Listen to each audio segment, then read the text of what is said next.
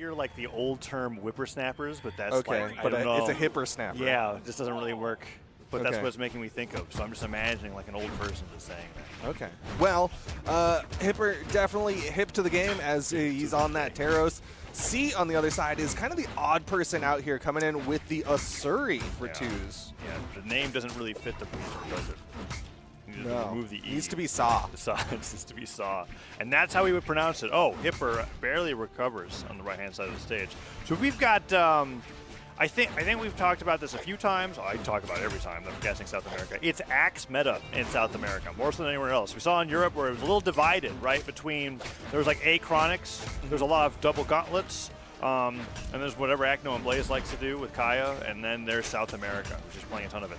The odd one out, as you said, is C, and it's not because of the name, it's because they're playing Katars. Yeah. Playing Katars in twos, definitely not a popular pick, although Asuri does have some good stuff that I've learned from playing a couple of twos matches with Foda, is like you can use Katar down sig as a way to keep that string going. Nice scoop up there from Hipper, though, is going to give them this stock advantage over Power and Use, who I was going to say are considered the favorites of this team. I mean, Use one of the few who has won an offline event, the first one to win 1v1s that wasn't from North America. Yeah, in my personal opinion, I think Use has gone into a little bit of a character crisis since Valencia. I think that loss on the Vector to Delta, since then I've seen Use switch a lot of characters, play a lot of different characters in singles and doubles, and hasn't really stuck to one where it feels like he's found his new main.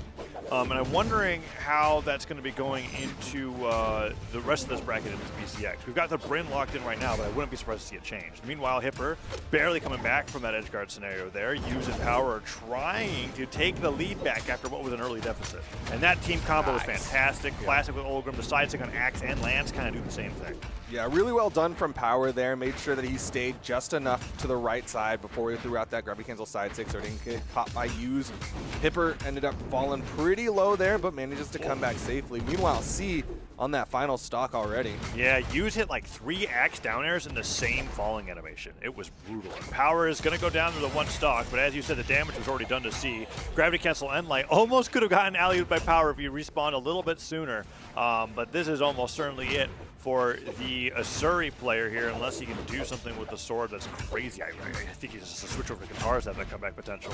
They just have it. But Use does go down to 1 stock though. All right, C comes on over. Nice. Power's going to get caught there. Nice little 3-piece with a recovery from C. Unfortunately, Hipper couldn't get a follow-up there, and that handoff is going to take C out of game number 1. Yeah, I think Hipper was like hoping that like the one way we win here is if they try to escape high. Yeah. And then he gets the X recovery, gets the knockout off the top, and then they get the 1v2. Doesn't work out. Sidelight Nair side sig coming out from Use. We saw that on the right-hand side with Power being the combo finisher with the Olgrim, but with the Bryn out of Lance combos like that's a little rarer to see, and that was really well played. Using Power, just isolating C in this instance, right? Like that stock went down, and then C came right back and was that red on C definitely struggled a little bit, and honestly it was not like the character was exactly the problem, although C is going to make a swap over to the Scarlet for game number 2. Yeah. It was just kind of Power and Use getting those big power plays, getting those 2v1s. Scarlet coming back in, and C's not the only player to lock in Scarlet in South America today. We were watching it earlier with the matchup between May and News and Tequila and Wes. Yeah. And that's interesting because I think Scarlet was like while a very popular legend to play in ranked, kind of only picked competitively by Costlix at like 2 years ago, right? Like it makes sense to me when I think about how popular Hammer is getting in the region. But Lance, I think, has become more of a specialist weapon pick. So I'm curious to see what C can do in this because it's a very huge change from Asuri. Yeah, I mean, like, if you wanted to play Lance, most people are going to go to Orion or Olgrim before they go to Scarlet. I wish more people went to Roland's. Yeah, but they don't. Oh, and C's sent out of there thanks to Power's Olgrim. Unfortunately, the Scarlet not doing too much just yet. One thing that C is bringing to the table with the Scarlet is high strength. Yeah. So that might be one of the big reasons for specifically busting out the Scarlet over any other Lance character. Yeah, went into the movement speed stance, so it did go down from 8 to 7, I believe. But yeah, that strength's still quite high. Neutral light connects. Let's see if C's able to get anything else off on this stock here. Hipper doing a fantastic job. That's another switch that we didn't really talk about too hard, is that the Onyx has come out here. So Scarlet Onyx for these two teams. So even though I thought that Taros was doing okay, Hipper's been doing a much better job surviving on this character. Although I still think that the same problem. the problem's still the same, right? Yeah. Where it's like if C goes down super early, it doesn't matter if Hipper has 2 stocks. It is interesting, though, that, like, of all the regions, like, we all kind of, I mean, all of us in North America kind of assumed Chronix was gone, and that one of the big reasons is Onyx is gone, but South America really is like, think, that's fine. I mean, Onyx is getting picked in singles. It's weird. I heard Dara and Sparky trash-talking me about that opinion earlier on the last block, but it's just like, I do think that Onyx is like in the weakest competitive you about anything. Yeah, though, just in general, yeah, of course. Yeah, like your opinions on vegetables. Let's look. Can of worms, we gotta close it before it gets too Objectively, far. Onyx is the weakest that she's ever been in the history of the game. for sure. And that's why it's interesting that her kit's just that strong that people are still willing to bring her out in a lot of these cases. And I think that's just how it is. It helps the fact that you could dip out of decks, go to 3 decks, doesn't affect any of your moves' critical combos, and you have so much defense. Look at that. Oh, goes for the Sarah. I thought he was going to Sarah again. Instead, goes for that sideline neutral there. And the ground pound hits. Hipper does manage to make it back and sees the most damage on the field. This would be a very doable 2v1 if it gets to that point, unless it gets there right now, and it does. Oh, no, and Hipper was hesitant in whether or not he should have saved. I think he was trying to see, like, if C could get high enough, Hipper can fastball down recovery, but C never made it back onto the screen, so Hipper was like, well, no point hanging out here. Oh, man, they're only getting these light hits here. Neutral light into Nares. Okay. It misses the follow-up, but the Lance neutral light just sent far enough. And this is still a little risky. You have to weapon starve Hipper perfectly here. And Onyx doesn't have that early knockout potential with their signatures anymore. So Hipper's got to be careful. Gets hit by that D-Light Sider, Gravity Cancel Sidelight Nair, and Use was ready for, whoa, that recovery almost knocks out Use. That was so unnecessary, too, because Hipper, like, dodged down. Yeah, Sidelight into side air. Okay. Power following up on that. Puts out the chainsaw just to bait Hipper to going in. Neutral light hits, but the reversal comes in on the Nair. No recovery. Use accidentally D-Light's power, but, you know, they're making this work. Is Power going to go out there for the edge guard? No, Use does it instead. And they're just kind of like, okay, this probably one of the sloppiest 1v2s we've seen, but I mean, the only way that it gets worse than this is if you lose it. And they are technically, slowly, doing enough damage that a neutral light will knock out Onyx, and they go up 2-0 in the set. Yo, sloppy, but a W is still a W, right? True. At the end of the day, Power U's are up 2-0. They're looking fine enough. I feel right now that Hipper and C are just a little bit behind. They can't quite figure out what to do against this team. I will highlight even more so that I think that it is just C struggling against the caliber of play that is Power and Use as a team.